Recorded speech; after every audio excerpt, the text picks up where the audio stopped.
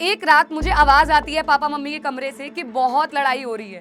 मैंने उनको रोकने के लिए हाथ उठाया एंड वो इतने बौखला गए कि वो सीधा किचन में गए और चाकू उठाया और उन्होंने इतना मेरी मदर को मारा। और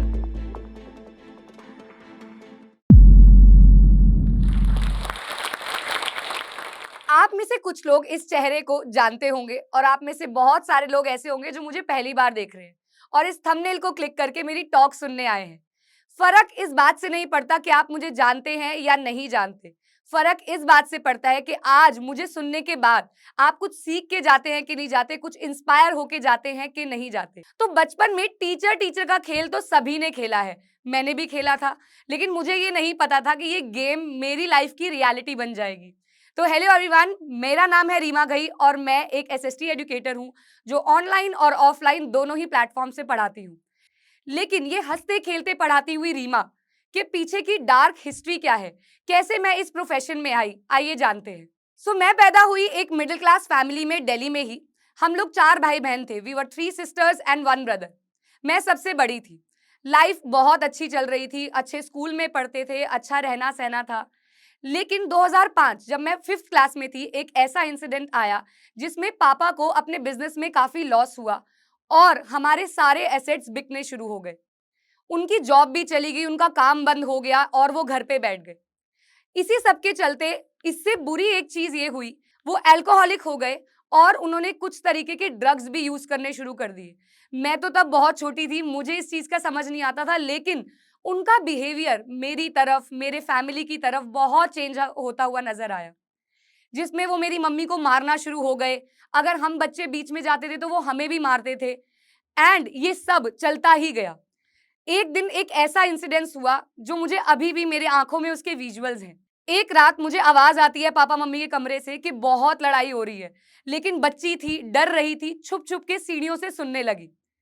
ऊपर गई, धीरे धीरे करके कमरे के बाहर ही खड़ी हो गई। अंदर से जब हाथ उठने की आवाज आई तो मैंने गेट नॉक किया। उन्होंने गेट नहीं खोला।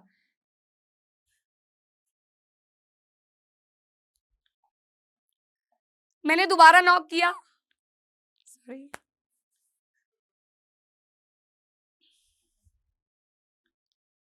मैंने दोबारा गेट नॉक किया। उन्होंने बहुत तेजी से गेट खोला और मुझे ही थप्पड़ लगा दिया। उस दिन मैं कुछ भी नहीं कर पा रही थी, कुछ भी मेरे हाथ में नहीं था कि मैं कुछ सपोर्ट करूं, मैं किसी को बुलाऊं, मैं किसको फोन करूं, कुछ नहीं समझ में आ रहा था। और उन्होंने इतना मेरी मदर को मारा और घर से बाहर निकाल दिया और गेट लॉक कर दिए सारे। पूरी रात मेरी मम्मी बाहर बैठी रही और मैं, एक छोटी सी बच्ची, उन्हें खिड़की से बस देखती रही और आवाज लगा रही थी मम्मी, और वो बस आगे से हाथ करती थी। मुझे सब कुछ याद है और वो बस आगे से हाथ करती थी और मुझे लगता था हाँ मेरी मम्मी यहीं है। अगले दिन सुबह हुई, पता था कि रोशनी हो गई है, अब आस पड़ोस वाले देखेंगे, तो उन्होंने गेट खोल दिया और वापस मम्मी को बुला लिया। यहाँ पे मैं अपनी मम्मी की भी एक बहुत बड़ी गलती कहूंगी कि उन्होंने कभी भी इसके खिलाफ कुछ बोला ही नहीं, उल्टा वो हमसे ही छुपाती थी।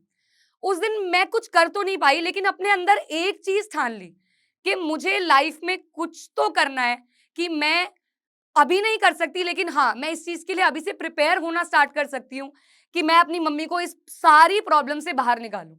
तो बस पढ़ाई में अच्छी थी, मैथ्स में बहुत ज़्यादा इंटरेस्ट था और अच्छा करने लगी, क्विज़ में जाती थी, ओलंपियाड्स देती थी, क्लास में, स्कूल में बहुत अच्छी थी। लेकिन जैसे मैंने आपको बताया, जो लॉस हुआ था उससे हम लोग गवर्नमेंट स्कूल तक में शिफ्ट हो गए थे। लेकिन मैं यहाँ पे आपको रुक के एक बात बोलना चाहूँगी कि ऐसा नहीं है आप प्राइवेट स्कूल में पढ़ रहे हैं या गवर्नमेंट स्कूल में पढ़ रहे हैं। पढ़ाई हर पढ़ने वाला बच्चा होना चाहिए, वो कहीं पे भी पढ़ सकता है। मैं आज आपके सामने एक गवर्नमेंट स्कूल में पढ़ के ही आपके सामने खड़ी हुई हूँ। तो पढ़ाई चल रही थी एंड धीरे-धीरे ये समय कट रहा था।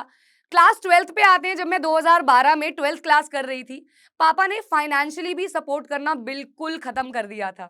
And I still remember the day कि क्लास में एनसीईआरटी के अलावा, ऑल्दो गवर्नमेंट स्कूल में बुक्स के पैसे मिलते हैं, तो क्लास में इकोनॉमिक्स की मैम ने बोला ये एक पर्टिकुलर राइटर की बुक खरीदनी है और वो बुक 200 रुपए की थी। लेकिन एट दैट टाइम मैं अपने पापा से वो 200 रुपए भी नहीं मांग मांग सकती थी, क्योंकि वो देते ही ना, मुझे पता था। तो मैंने अपनी मैम को, मैं 2-3 दिन बुक्स नहीं लेके गई, शी कॉल्ड मी एंड उन्होंने कहा रीमा आप बुक क्यों नहीं लेके आ रहे हो?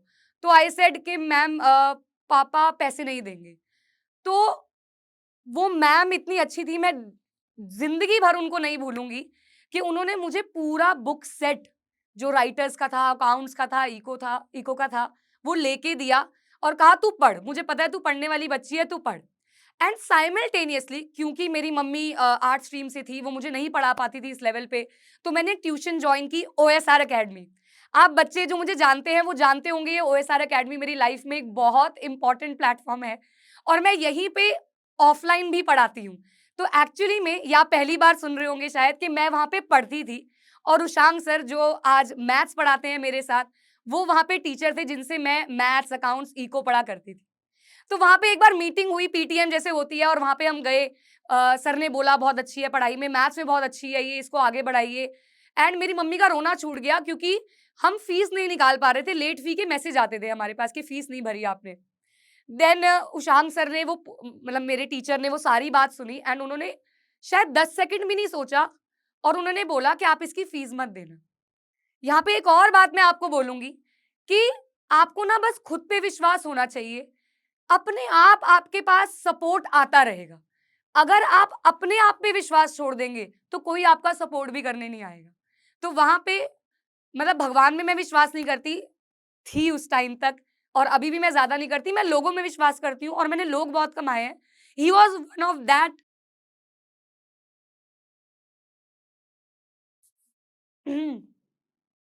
He was one of that person जिसने वहां पे फीस माफ करने का बोल के मेरे अंदर एक और मोटिवेशन डाल दी कि अब तो अपने पेरेंट्स के लिए नहीं, इन लोगों के नहीं करना है, जो स्कूल की टीचर्स हैं, जो ट्यूशन के टीचर हैं, इनके लिए कुछ करना है। लेकिन घर का माहौल इतना ज्यादा खराब था कि मेरा इंटरेस्ट पढ़ाई में इतना नहीं हो पाता था।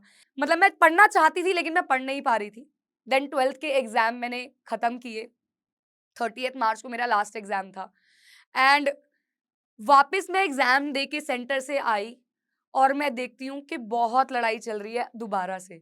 लड़ाई इस बात पे चल रही थी कि ये अब घर का काम करेगी, घर बैठेगी, हो गई जितनी पढ़ाई होनी थी, कोई कॉलेज नहीं जाएगी, तुम लोगों ने मुझे बर्बाद कर दिया है। वो जो भी वो मेंटली मेरे ख्याल से किसी और स्टेट ऑफ माइंड में जा चुके थे, जो उनको कुछ भी समझ नहीं आता था। मैं घर वापस आई और लड़ाई अभी चल रही है, मैंने कुछ नहीं बोला है। घर में एक फ़ोन पड़ा होता था कीपैड, मैंने उसमें सीधा अपने टीचर का, उशांग सर का नंबर, मैसेज उसका खोला और मैंने मैसेज किया कि सर मुझे कोई भी काम चलेगा, मुझे कोई काम दे दो। मैं ट्यूशन पढ़ा सकती हूँ और उनको पता था मैं पढ़ाई में ठीक हूँ। मैं ट्यूशन पढ़ा सकती हूँ, मैं कोई भी काम कर सकती हूँ, कोई होम ट्यूशन है आपके पास, आप कुछ भी मुझे दे दो। And that was the turning point in my life. उनका रिप्लाई आता है, आप कल से सुबह 9 बजे अकेडमी आ जाना बस। मुझे उन पे इतना विश्वास था, मैंने उनसे ये भी नहीं पूछा मुझे क्या करने आना है, क्या काम है। मैं अगले दिन सुबह 9 बजे नहा धो के पहुँच गई वहाँ पे। उन्होंने मुझे कहा कि रीमा आपको कंप्यूटर आता है? मैंने कहा नहीं मुझे कंप्यूटर नहीं आता, मैंने कुछ सीखा नहीं, मैंने पढ़ाई कर ली वही बहुत बड़ी बात है मेरे घर में।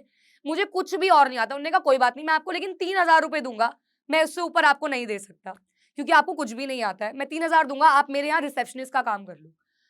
उस टाइम पे उनके मुँह से वो 3000 इतने बड़े लग रहे थे, इतने बड़े लग रहे थे कि मैंने कहा ठीक है सर, मुझे मैंने कोई कोई नेगोशिएट ही नहीं किया, नहीं मुझे 5 दे दो, नहीं मुझे 4 दे दो, मैंने कुछ नहीं बोला। मैंने कहा ठीक है आप मैं अभी से ही काम कर रही हूँ। उन्होंने कहा कल से आ जाना। मैंने कहा कल से नहीं, मैं अभी से ही आ रही हूँ, मैं अभी से तैयार होके आई हूँ, आप मुझे काम बता दो। तो उन्होंने मुझे काम बता दिया, मैंने काम करना स्टार्ट किया एंड साइड बाय साइड उन्होंने मुझे कुछ जूनियर्स बच्चों का बैच दे दिया उनके ही इंस्टीट्यूट में। छोटे बच्चों को मैं 4-5 बच्चों को पढ़ाना शुरू कर दिया। यानी कि मैं रिसेप्शनिस्ट का काम भी करती थी और छोटे बच्चों को आफ्टर माय ड्यूटी पढ़ाती भी थी। सब चलता गया, घर में क्वेश्चंस उठते थे, ये कहाँ जाती है, क्या करती है?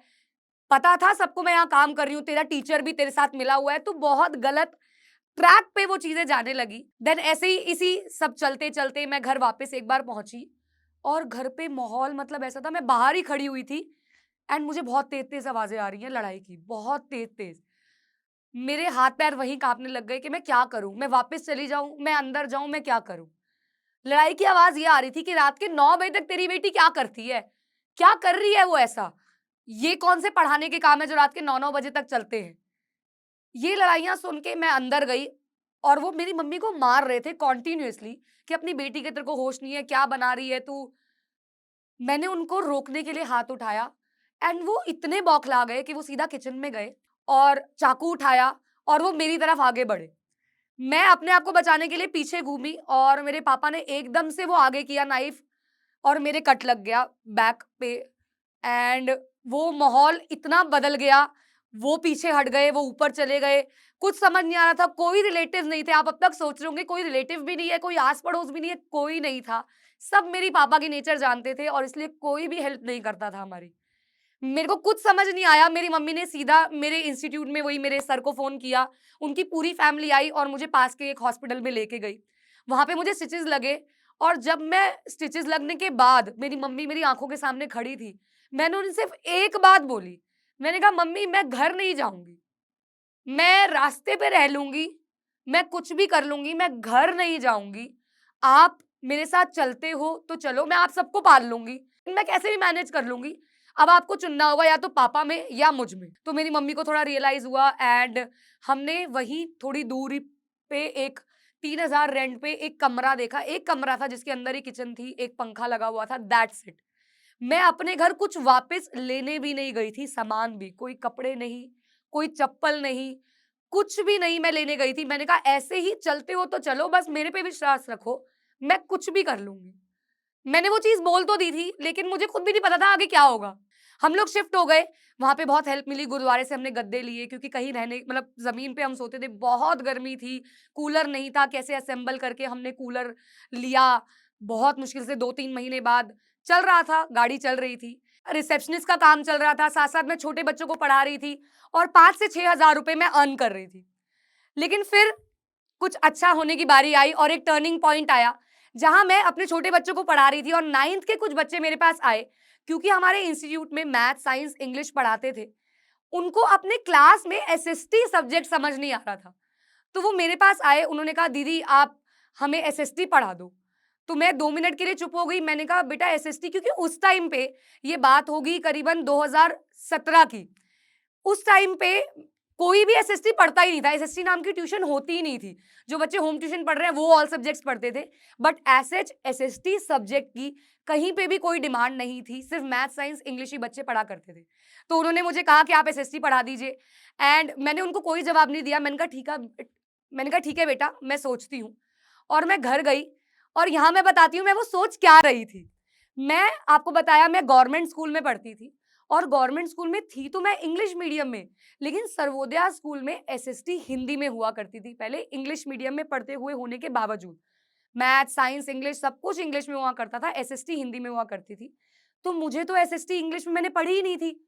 तो मुझे ये डाउट था, ये मैंने बच्चों को नहीं बताया, मैं सच बता रही हूँ, मैंने बच्चों को शेयर ही नहीं की ये बात कि अगर मैं बता देती शायद वो बोलते कि नहीं, नहीं ये क्या पढ़ा पाएगी।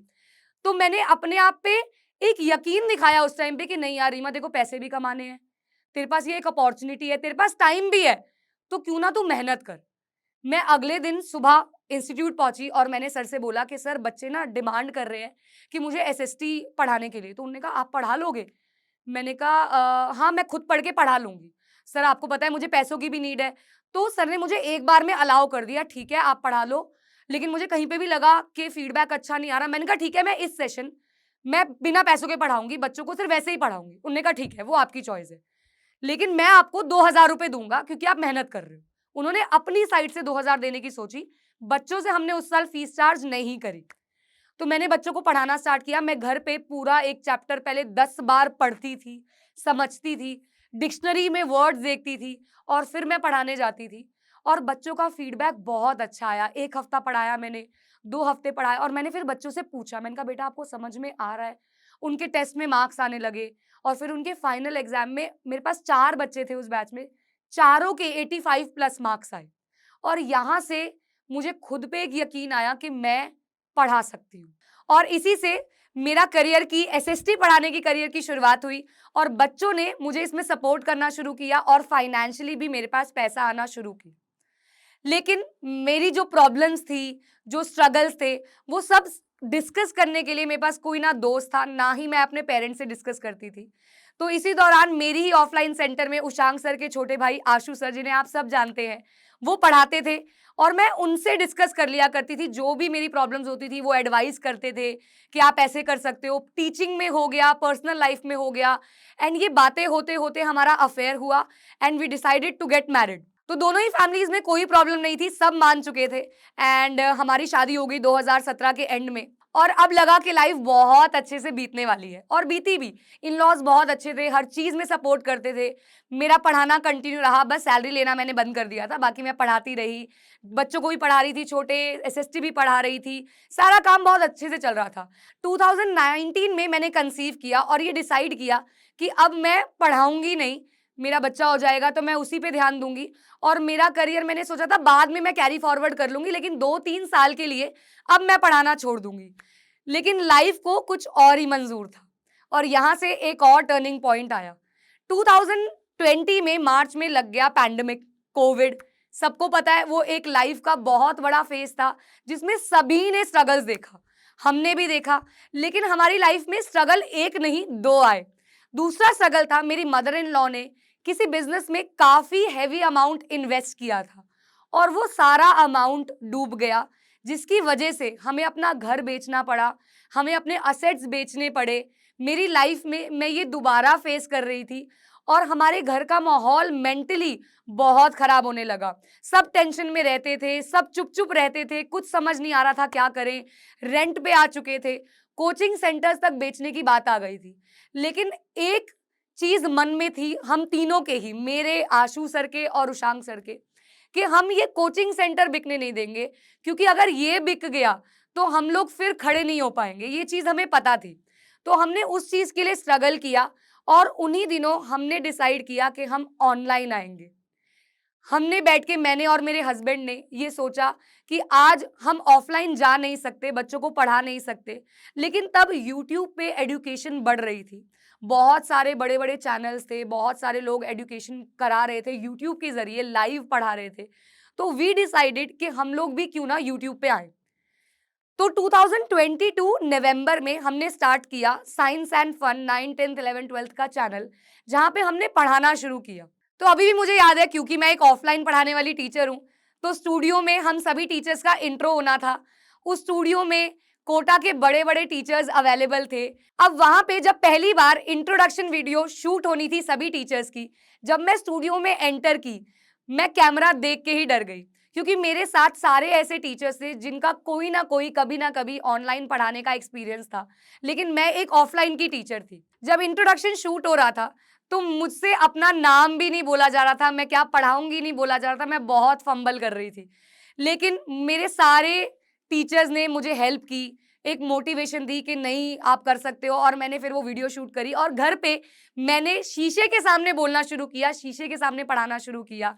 ऑफलाइन में जो एनर्जी होती थी वो ऑनलाइन में लाना बहुत डिफिकल्ट होता था, क्योंकि सामने जब बच्चे बैठे होते हैं हम उनके साथ कनेक्ट कर सकते हैं, हम ये जान सकते हैं कि बच्चे को समझ आ रहा है कि नहीं आ रहा। लेकिन ऑनलाइन टीचर्स को एक प्रॉब्लम हमेशा फेस करनी पड़ती है, वो ये कि हम जो पढ़ा रहे हैं वो सामने उनके दिमाग में जा रहा है कि नहीं जा रहा। वो एक क्वेश्चन एक टीचर के दिल में रहता है, और ये गिल्ट भी आ जाता है कहीं हमारा पढ़ाया हुआ समझ ना आया तो। इस चीज को ओवरकम करने के लिए मैंने प्रैक्टिस करी, मैंने पढ़ाना स्टार्ट किया, और जब मेरी पहली लाइव क्लास थी, उसमें 46 बच्चे बैठे, और मेरा मोराल एकदम डाउन हो गया कि यार मैं पता नहीं इतने से बच्चे हैं, ये मैं सही पढ़ा रही हूँ कि नहीं पढ़ा रही हूँ, मुझे आ रहा है पढ़ाना कि नहीं आ रहा, मेरे से बच्चे पढ़ना चाहते हैं कि नहीं चाहते। और दूसरी बात कि ऑनलाइन में जो कमेंट्स होते हैं वो बहुत डिस्टर्बिंग होते हैं, क्योंकि जब मैं यूट्यूब पे आई तब ऑलरेडी बड़े-बड़े इंस्टीट्यूशंस पढ़ा रहे थे, बड़े-बड़े टीचर्स थे जो पढ़ा रहे थे, और बच्चों ने मुझे उनसे कंपेयर करना शुरू कर दिया, लिखना शुरू कर दिया, अरे वहाँ क्लास स्टार्ट हो गई है, वहाँ चलते हैं, और ये बहुत डिस्टर्बिंग हुआ करता था। फिर मुझे आशु सर ने एक सलाह दी कि आप जब पढ़ा रहे हो, पढ़ाने पे ध्यान दो। आप कैमरे में देखो, आप स्क्रीन पे मत देखो, आप कमेंट्स को छुपा दो। और मैंने उस चीज़ को अपनी लाइफ में इम्प्लीमेंट किया अपने इनिशियल डेज़ में। मैं एक रुमाल से कमेंट्स को छुपा दिया करती थी। सिर्फ़ तभी हटाती थी जब मैं पढ़ाने के बाद डाउट्स लिया करती थी, तब मैं उस रुमाल को हटाती थी। कुछ कमेंट्स तब भी होते थे। Being a female teacher you can't even believe कि बच्चे क्या-क्या लिखते थे। आपके लुक्स पे बोलेंगे, अलग-अलग गंदी-गंदी लैंग्वेज यूज़ करेंगे, वो सब मैंने देखा, और वो बहुत मेंटली बहुत डिस्टर्बिंग हुआ करता था। लेकिन मैं अपने आप को यही समझाती थी कि अगर ये नहीं किया तो सर्वाइव नहीं कर पाएगी, क्योंकि अब जो ज़माना है वो ऑनलाइन पढ़ाने का है। ये एडटेक जो ग्रो कर रहा है वो ऑनलाइन से ही ग्रो कर रहा है। तो मैंने इस चीज़ को समझाया और पढ़ाना स्टार्ट किया। कुछ चेंजेस लाई पढ़ाने में, बच्चों को वो चीज़ें पसंद आने लगी, बच्चे एक दूसरे को रेफर करने लगे, बच्चे क्लासेस में अपने साथ के बच्चों को लेके आने लगे। वो लिखते थे, मैम आज मेरी पूरी क्लास आपसे पढ़ रही है। मुझे इंस्टाग्राम पे डीएम्स आने लगे कि मैम आप बहुत अच्छा पढ़ाते हो। ये चीज़ें जब शिफ्ट हुई तो मुझे बहुत एक मोटिवेटिंग सा फील होने लगा। इसी सब के चलते मैंने अपने इंस्टाग्राम के अकाउंट पे भी छोटी-छोटी वीडियोस डालना शुरू किया, जहाँ पे मैं बच्चों को इंपॉर्टेंट क्वेश्चंस कैसे उन्हें अटेम्प्ट करें, फ्लो चार्ट्स, निमोनिक्स बताने लगी 1-1 मिनट की रील्स के थ्रू। और मैं पहली एजुकेटर थी जिसने रील्स पे यानी कि इंस्टाग्राम पे पढ़ाना स्टार्ट किया था। और साथ ही साथ हमारा इंस्टाग्राम भी ग्रो करने लगा और मेरा यूट्यूब चैनल भी ग्रो करने लगा। हम यूट्यूब पे आज 1.04 मिलियन के सब्सक्राइबर्स के साथ हैं। इंस्टाग्राम पे मेरा चैनल अभी-अभी 100 के हुआ है। और प्यार भरे मैसेजेस, बच्चों का प्यार, वो तो कॉन्टिन्यूअसली इंस्टाग्राम और यूट्यूब पे मिलता ही रहता है। अब यहाँ पे हम तीनों ने इतना ग्रो किया, मैंने इतना ग्रो किया, ये सब खुद से तो पॉसिबल हुआ, आप सबसे पॉसिबल हुआ और एक विश्वास से पॉसिबल हुआ। ये मैं आपको यहाँ पे एक कंक्लूजन देना चाहूंगी, वो ये है कि हम स्ट्रगल सबकी लाइफ में होते हैं और जब तक हम दूसरों के स्ट्रगल सुनते नहीं है, हमें लगता है हम बहुत स्ट्रगल्स कर रहे हैं, हमारी लाइफ में बहुत प्रॉब्लम्स हैं, लेकिन प्रॉब्लम्स सबकी लाइफ में है। उन प्रॉब्लम से कैसे निकलना है, क्या रास्ता चुनना है, क्या स्ट्रीम चुननी है, उसमें कौन हेल्प करेगा, उस चीज को डिसाइड करना आपके हाथ में है। और हमें कोई भी इस चीज में हेल्प नहीं करने वाला। इस चीज में अगर कोई आपकी हेल्प कर सकता है तो वो आप खुद हो। अगर आपने खुद पे विश्वास जताना छोड़ दिया, खुद पे ट्रस्ट करना बंद कर दिया, खुद पे डाउट करना शुरू कर दिया, तो आप कभी सक्सेसफुल नहीं हो पाओगे। बस आप जो भी काम कर रहे हो, जैसा भी काम कर रहे हो, उसको दिल से करो। एक एसएससी जैसा सब्जेक्ट जिसे कोई नहीं पूछता था, आज उसी में फेमस होना, ये कोई भी आसान बात नहीं है। बच्चों का प्यार हासिल करना, ये इसीलिए हुआ क्योंकि मैंने अपने उस स्ट्रीम में अपना 100% दिया। मैंने बच्चों को बोला कि आपको एसएसटी पढ़ने की भी नीड क्यों है, ये रीजन दिया, तभी वो आज मेरे साथ जुड़े हैं, तभी मैं आज यहाँ हूँ। और इस सब में आप सबका बहुत बहुत शुक्रिया। तो इस कंक्लूजन के साथ एक बहुत फनी इंसिडेंस कहो या क्या कहो कि 2 साल पहले मैं यहाँ आशु सर के साथ जोश टॉक पे आई थी और मैं उनकी रील्स शूट करने बेसिकली यहाँ पे आई थी। और यहाँ पे बुलाने से 3-4 दिन पहले मुझे बाय चांस इंस्टाग्राम पे जोश टॉक की वीडियोस दिख रही हैं, यूट्यूब पे जोश टॉक्स दिख रहे हैं। और मैंने एक रात पहले बोला कि मुझे ऐसा लग रहा है कि मुझे ना जोश टॉक पे बुलाने लगे हैं। ये सच्ची बात है, बिल्कुल सच्ची बात है। कि मुझे लगा कि मुझे यहाँ से बुलाने लगे हैं। मैंने उनको बोला तो उन्होंने कहा कि ठीक है, पॉजिटिव रहो, बुला भी लेंगे। एंड नेक्स्ट डे मेरे पास कॉल आता है कि हम जोश टॉक से बोल रहे हैं और मैंने ना उन मैम से ढंग से बात भी नहीं करी। मतलब मैंने कहा अच्छा ठीक है मैं बता दूँगी। क्योंकि मैंने फ़ोन काटा और मुझे ऐसा लगा कि ये कोई मेरे साथ मज़ाक कर रहा है, क्योंकि मैंने कल तो बात की है। हो सकता है ये आशु ने किसी से बात की हो या किसी से फ़ोन करा रहे हो, प्रैंक कर रहे हो। तो मुझे यही लगा, मैंने डायरेक्टली, वो लाइव क्लास में थे, मैंने कॉल किया एंड उन्होंने कहा नहीं मेरी तो किसी से बात नहीं हुई। तो मैंने मैम को दोबारा मैसेज किया कि मैम सॉरी, मुझे नहीं पता था कि आप जोश टॉक से ही हो एंड आप मुझे बुला रहे हो, आप सच में बुला रहे हो? तो शी सेड यस, मैं आपको बुला रही हूँ। तो यहाँ से पता चलता है अगर हम पॉजिटिवली कुछ मैनिफेस्ट करते हैं वो हमें मिलता है। और यही मेरे साथ हुआ। इसीलिए दिल से शुक्रिया जोश टॉक का जिसने मुझे यहाँ बुलाया और मेरी ये अनकही कहानी, अनसुनी कहानी लोगों के सामने रखने का मौका दिया। आज जो बच्चे मुझे सिर्फ एसएसटी एजुकेटर से जानते थे, मैं कैसे यहाँ पहुंची वो जान पाएंगे। सो बहुत बहुत शुक्रिया आप सभी का और जोश टॉक का मुझे यहाँ बुलाने का।